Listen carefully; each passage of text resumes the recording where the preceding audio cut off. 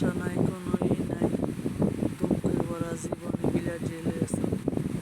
এই বিলাই গেলি যে অবস্থা, যেই জ্বালান জ্বালাই রে ভাই, এই ভাগদা কারের মধ্যে সালের মধ্যে উঠতে আমার ভাঙ্গা ঘর, পাঁচটা হেন তিনটা হেন পরি একটা আটিয়া একটা আষ্টায় দৌড়াদৌড়ি করে আমি উপরে তরফাল দিছি যাতে বৃষ্টি পানি না পড়ে।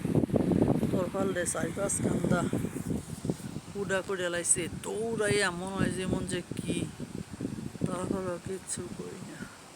যা আল্লাহ ভরসা, ভিজলে আমগুলোকে তুইও ভিজবি। ও কনা কনা হ্যাগো গাছ আর আয় না, হ্যাগো দেখে দৌড় দেয়, ঘর পাহারাও দেয় না। নিজেরে কুড়াই লইছে, মনার এই অবস্থা দেখে কোনায় দূরে সরে গেছে, কোনায় ভয় পায়। মনার এই চিৎকারে কোনায় ভয় পাইছে। মনারে তার খুঁজে পাওয়া গেল না, কোনোখানে গিয়ে হয়তো শুইতে পারে না আমার বাবাটা, খারুইয়া থাকে আর খাই চিল্লায়। কার কি ক্ষতি করছিল আমার মনাটার এই কোপটা দিলি। আরে মনা, তুই আইছিলি, তুই লগে লগাইয়া ফলে তোর আর এই সমস্যাটা হইল না, তুই ফোকা ধরাইয়া তাহলে আইস এমন সময় আস সাউ দিয়া বাইয়া বাইয়া সব করে।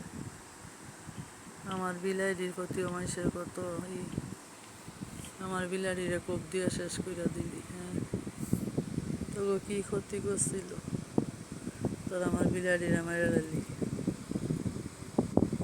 যদি কোপ খেয়ে আমার বাবাটা বুঝছে আমার কাছে আয়া করতো, যে আওয়াটা আইছিলি ওকে ধরে হে আওয়াটা প্রথম দিনই। আরে হেরা তো মায়ের খায় নাই, কোনো কষ্ট নাই, আমার কোলে কোলে ফিটার খেয়া গোস মাছ খেয়া বড় হয়েছে, কারো কোনো জিনিসের মধ্যে মুখ দেয় না। হঠাৎ কইরা তো কোপটা খাইছে, আমার বাবাটা মনে ব্যথায় নির্জুরিয়ে হয়ে আছে। একটু যদি খালি আমার বাবাটা করতো, আরে 4টা দিন আমি খালি খুঁজি, কই গেল কই গেল, কেউ কয় না দেখছি। ইস, প্রথম যদি আমি কোনো খোঁজ করতাম, কই করতাম, আশেপাশে যদ্দূর দা ছিল দেখছি। আমার বাবাটা মনে হয় কোপটা খাইয়া ব্যথায় পড়ে আসছিল আমার বাবাটায়। এরপরে এই 4 দিন পরে যখন যদি আর সহ্য করতে না, ফোকা হয়ে গেছে গা, তখন আইয়া যে চিল্লা পাল্লা হেনতে হেন হেনতেনে হেন সব কিছু নোংরা কইরা রক্ত মক্ত দিয়ে কিচ্ছু কইনি। আমি তো যা করছি তুই তা কর, কোনো গিন ফিন কিচ্ছু করিনি। তো সেই তো আইলি গো বাবা, শরীরটারে শেষ করে আইলি, ওকে মুখে ধরে টিভি দেয়া এনই নিলাম। কারণ এন্দা লাভ দিয়ে খাটের তেনে লাভ দিয়া এই এন্দা উঠটা কারের মধ্যে গিয়ে আমার অনেক অত্যাচার করে, তো আমি সহ্য করতে পারি না। আমার মনাটাই মনে হয় আর নাই, থাকলে আজকে হারা দিন আইল, তো তোরা আমার মনাটার এই সর্বনাশটা করলি। পশু পাখির প্রতি কোনো তোর মায়া নাই। এ আমার ঘরের মধ্যে যে এমুরা, তারপরে একটু বন যায়, এমুরা যে মনে হইল ওই যে টয়লেট ময়লেট করছে, রক্তমুক্ত করছে, মানে এত গন্ধ টিকতে পারি না। মাইসে আমার ঘরে থুতু ফেলায় জায়গা হেমুরা। আমি অনেক মাইসের আপনারা, আমার ঘরের মধ্যে বিড়াল অসুস্থ ছিল, কেউ আইলে আমি কই আমার বিড়ালের গন্ধ, যদি গন্ধ ফংলে আইতে সহ্য করলে আইতে পারেন, তো আয়েন আর নয় আইয়ার রং টং করেন না, আর নয় বাড়ি এই গন্ধটা আছে দেখে হাজার হাজার বার আমি আমার মনার কথা মনে করি। কত 2-1 দিন করে দেখবো পুরা ঘর হুইল পাউডার দিয়া 2-3 বার করে মশা দিচ্ছি, কিন্তু যে খাটের নিচে আসছিল, খাটের নিচে তো যাইতে পারতাম না, কেন মনে হয় কিছু রক্তমুক্ত করছে। সকালেও একবার মশা দিছি, আবার অনেক সব ক্লিন করছি, সব অনেক চিকেন লেগে যাতে সকালবেলার মশা না লাগে। কারণ সকালে ঘুমাইতে যদি আমি 4টা বাজে উঠি, তারপর আমি সময় লোকে দৌড় ফেলে পারি না। এই যে অনেক খাওয়া দাওয়া করে যে বাসন ফেলা জমবো, এই সব সকালে দম লাগবে। তারপরে ঘর মুছে দেখে গেছে, ঘরটা আবার ফিরা পড়ন লাগবো, জায়গায় জায়গায় পাপড় বিছান লাগবো। খালি মনে হয় করে বাচ্চাগুলি সব টয়লেট ময়লেট করে, এগুলি নিয়ে বাইরে ফালাই তৈব, সুডা পানি ফালাইতে হইব, কাটা কোটা ময়লা চলা এগুলি নিয়ে আলাদা ফালাইতে হইতে পলি কইরা কইরা ফালাই ইয়ার পরে এগুলি করার পরে বাইরে গিয়ে উঠানটা পরিষ্কার করিয়া ইয়ার পরে রুটি বানাইতে হইব, তরকারি রাঁধতে হইব, এক খাবার দিতে হইব, খাওয়ার পরে আবার এটি ধুইয়া ইয়ার পরে আল্লাহ আমি গোসল মোসল করিয়া আল্লাহ 9টা 9:30 বাজা যায়। এর মধ্যে একটু ভিডিও দিলি সারি আবার খাইতে খাইতে দেখা যায় সকালে নাস্তাই 10টা বাজা যায়।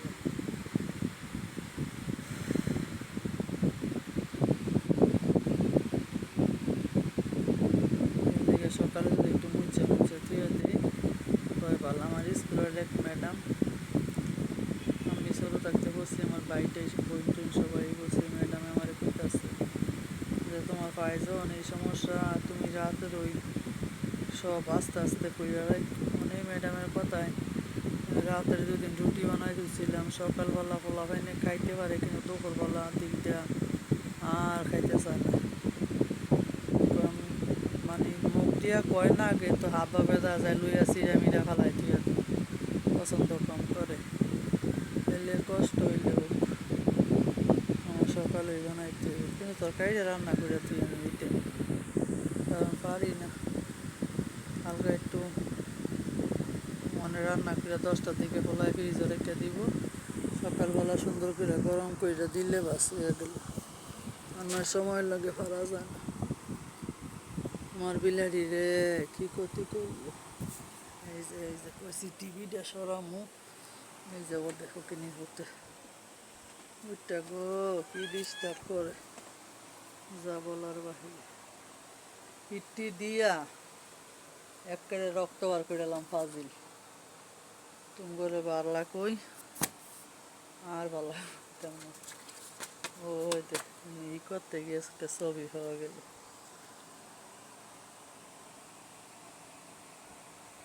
আমি আর আমার ছোটো হলাই ময়লা হয়ে গেছে বাবা। দেখো দেখো না, এই যে আম্মু ছবি কো আমি আর আমার ছোটো হলাই।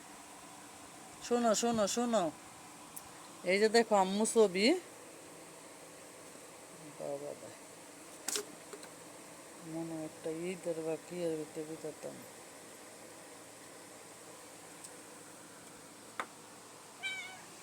এমন পিটি দিমু কোনো জীবনে তো আর